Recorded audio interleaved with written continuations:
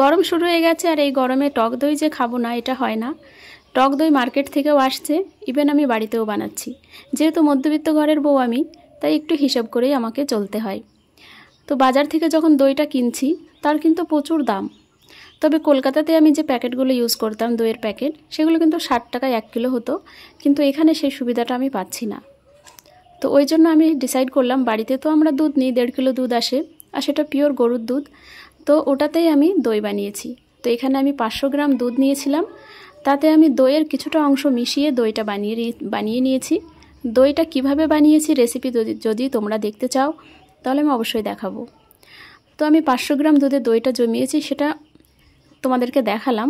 আর ওটা আমি ফ্রিজে রাখবো, ফ্রিজে রাখার পর ওটা ভালোভাবে সেট হয়ে যাবে আর ঠান্ডাও হবে। তারপর এই যে বাজার থেকে মাছ এনেছিল, জ্যান্ত তেলাপিয়া খেতে মন চাইছিল, এনেছে, ওগুলো কাটছি। আর এগুলো কুটে ধুয়ে রেখে দেবো। আর আজকে সবজি বানানোর মতো তেমন কিছুই নেই।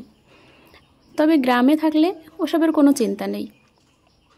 শহরের ব্যাপার কিন্তু আলাদা, ওখানে না কিনলে কিছু পাওয়া যায় না, আর গ্রামে কিন্তু এদিক ওদিক থেকে জোগাড় হয়ে যায়। আর আজকে আমরা সেটাই করেছি। আজকে আমরা দুজন মিলে গিয়েছি এদিক ওদিক, মানে এদিক ওদিক বলতে বুঝতেই পারছো কোথায় গেছি। তো সেখান থেকে আমার পছন্দের কিছু শাক তুলেছি। আর এখানে আমি একটা ক্লিপস অ্যাড করে দিয়েছি, এটা হচ্ছে ইয়াসিনের আব্বু ওই যে শাহনাজের ঘরের ওখানে কাজ করছে, মানে টুকটাক কাজ। এটা না ঘরের যে রাজমিস্ত্রির সঙ্গে কাজ করছে, কোনো মানে জোন খাটছে সেরকম কিছু না। নিজেদের ঘর হচ্ছে, নিজেদের একটা খুশির জিনিস, আনন্দের জিনিস, তো সেই হিসেবে বসে না থেকে একটু হাত লাগাচ্ছে, এই আর কি। আর লেবারদের দেখাশোনা। তো মাছগুলো খুব ভালো করে কুটে নিচ্ছে আমি এখানে, আর মাছগুলো কাটছি আমি কাঁচি দিয়ে, কারণ এইভাবে কাটতে আমার বেশি সুবিধা বলে মনে হয়।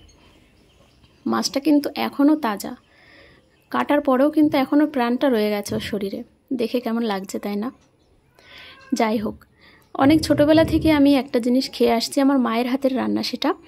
তো আজকে আমি নিজে রান্না করব, আর আজকে আমি এখানে পেয়েও গেছি, কারণ ওই জিনিসটা গ্রামেই পাওয়া সম্ভব। এই যে আমি কিছু সবজি অ্যারেঞ্জ করেছি, একটুখানি কুমড়ো বেঁচেছিল ফ্রিজে, একটু আলু নিয়েছি, একটা শুকনো বেগুন ছিল। তো এই সবগুলো দিয়ে ইয়াসিনের আব্বুর ইচ্ছা একটু মানে পাঁচমিশালি সবজি, ওই যে হয় না বাংলাতে বিয়েবাড়িতে একটা চল আছে ছ্যাঁচড়া বলে যেটাকে, ওই সবজি বানাতে হবে। আর এই পাতাটা তোমরা দেখে অনেকেই চিনতে পারছো, এটা হচ্ছে তেলাকুচোর পাতা। অনেকে হয়তো অনেক নাম বলবে, তবে তেলাকুচো শাকটাও কিন্তু আমরা এদিক ওদিক থেকে তুলে নিয়ে এসেছি। আর ওই যে একটুখানি দেখালাম পুঁই শাকের পাতা, ওটাও কিন্তু ঘরের আনাজ কানাচে ছিল, ছোট্ট একটা গাছ। তো সেটা আমি তুলে নিয়ে এসেছিলাম ছাদে টবে লাগাবো বলে। তো হঠাৎ মনে হলো উপরের অংশটা কেটে খাই আর গোড়াটা লাগিয়ে রাখবো, ওটা থেকে আবার গাছ হবে। গোড়াটা লাগিয়ে রেখেছি, দেখা যাক ওটা থেকে কতটা শাক পাওয়া যায়। আর এখানে আমি তেলাপিয়া মাছটা খুব ভালো করে ভেজে নিলাম। ভেজে নেওয়ার পরে এবার আমি তেলের মধ্যে রসুন, জাস্ট আর কিচ্ছুটি না, রসুন দেওয়ার পরে আলুগুলো ঢেলে ভালো করে নাড়াচাড়া করে নেব। আর এই আলুটাতে আমি মেশাবো লবণ আর হলুদ। লবণ আর হলুদের সাহায্যে আলুটাকে খুব লাল লাল করে ভাজা ভাজা করে নিলে খেতে বেশ ভালো লাগবে। এই সবজিতে কিন্তু তেমন কোনো মশলা লাগে না, আর মশলা তুমি দিতেও পারো, যেমন জিরে বাটা, রসুন বাটা, আদা বাটা দিতে পারো, বাট ওটা দিলে কি হবে, এই যে তেলাকুচোর লতাটার যে একটা টেস্ট, ওর মানে নিজস্ব যে একটা সেন্ট, সেটা কিন্তু থাকবে না। তো ওই জন্য আমি যেই প্রসেসে রান্নাটা করছি, তোমরা এভাবে একবার করে দেখবে, নিশ্চয়ই ভালো লাগবে।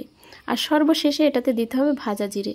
আর হ্যাঁ, কাঁচা ঝাল কিন্তু অবশ্যই দিতে হবে, কাঁচা ঝালের সুগন্ধিটা এর সঙ্গে বেশ মানায়। তো আজকে বাড়িতে সবজি ছিল না, শুধু মাছ ছিল।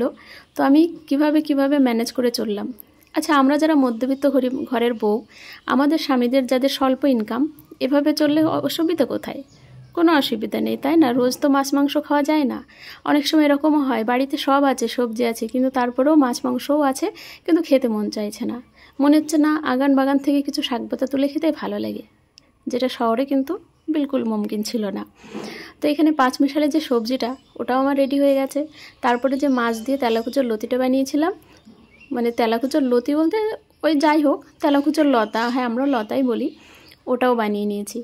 দারুণ টেস্টি দুটো খাবার হয়ে গেল। ওই যে বলে না, আল্লাহ যদি রুজিতে তোমার ভালো কিছু রাখে, তো সেটা অবশ্যই তোমার সামনে চলে আসবে, সেটা যেভাবেই হোক না কেন।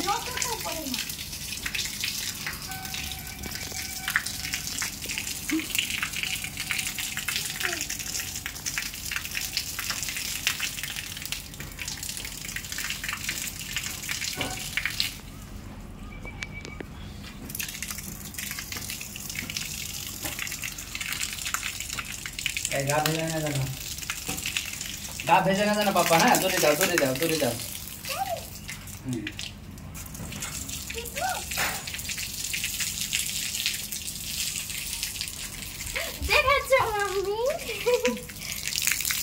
ওইদিকে দাও, ওইদিকে আমাকে দিও না, ওইদিকে দাও, ওইদিকে।